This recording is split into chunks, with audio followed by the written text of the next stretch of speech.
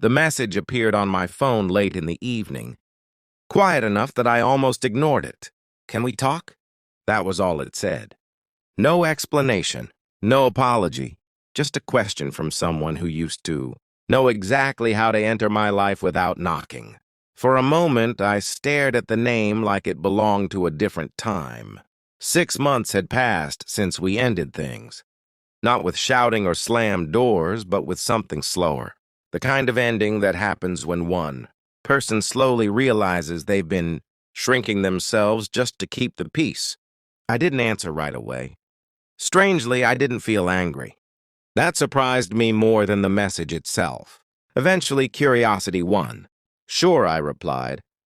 "Tomorrow afternoon." The cafe was quiet when I arrived.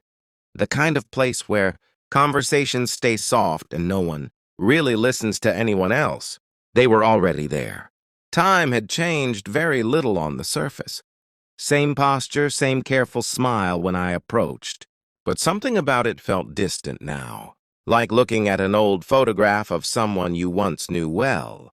"Thanks for coming," they said. I nodded and sat down. For a moment, neither of us spoke. Then the words started.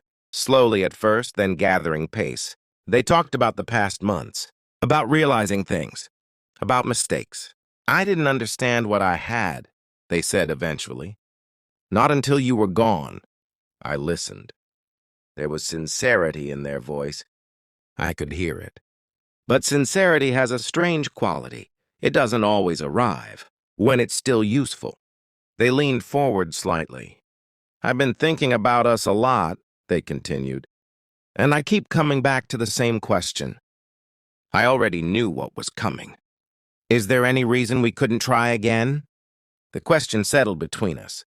A year ago, hearing those words might have felt like relief. Back then, I spent too much time trying to explain my worth inside that relationship, trying to convince someone that the quiet things I offered, patience, loyalty, effort, actually mattered. Now the question felt different. I didn't answer immediately. Instead, I asked something simple. What would be different this time? They hesitated. It wasn't a long pause, but it was long enough. "I'd do better," they said finally. "I'd be more present." I know what I did wrong.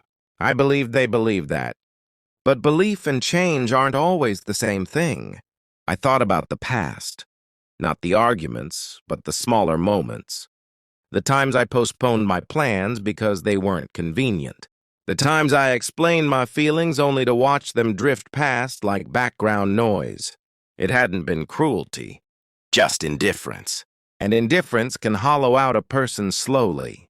"I cared about you," they said quietly. "I still do." I nodded again. "I know." For a while, neither of us spoke. Then my phone buzzed on the table. Normally, I would have silenced it. Once upon a time, I would have worried about seeming distracted, worried about hurting their feelings. But this time I glanced at the screen. It was a call from work, a number I'd been hoping to see. I excused myself with a small gesture and answered. The conversation was short but important. An opportunity I'd been waiting on, a project that would mean more responsibility, more travel, and a step forward I had once hesitated to take. Back then, I used to weigh every decision against the relationship. Would they mind if I was gone more? Would it cause tension? This time, I didn't calculate anything. "Yes," I said into the phone. "I'm in."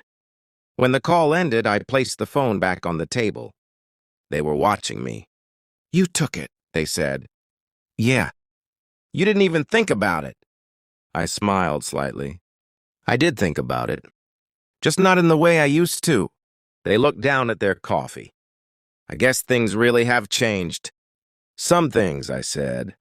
A moment passed before they spoke again. "So is that it?" they asked carefully. "There's no reason to try again?"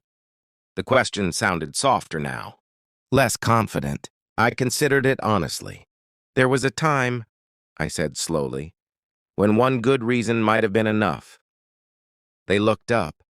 "But back then," I continued, "I was still trying to prove something. trying to prove I was worth choosing. I paused. Now I don't feel like I have to. The words didn't come out harsh. If anything, they surprised me with how calm they sounded. They leaned back in their chair, absorbing that. So you're saying no? I'm saying I learned something, I replied. And what's that? That the right relationship shouldn't feel like a negotiation. The cafe hummed quietly around us. For a second, I wondered if I should say more, offer comfort, soften the moment. But sometimes clarity is kinder than reassurance. They nodded slowly. I guess I can't argue with that. We both stood a few minutes later. No dramatic goodbye, no final declarations. Just two people stepping away from a conversation that had already reached its natural end. Outside, the afternoon air felt strangely steady. Not victorious, not sad, just clear. As I walked down the street, I realized something simple. 6 months ago, I would have been hoping they'd ask me to come back. Today, I didn't need them to.